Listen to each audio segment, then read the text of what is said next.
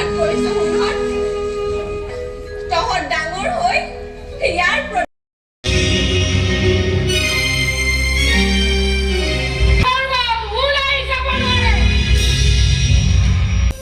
কি লাগে আপোনালোকক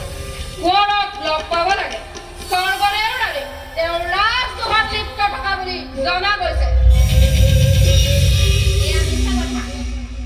সঁচা মিছা কি আমি নাজানো আমি আদেশৰ ভিত্তি সোমাব পাৰে ভাল তেন্তে সেই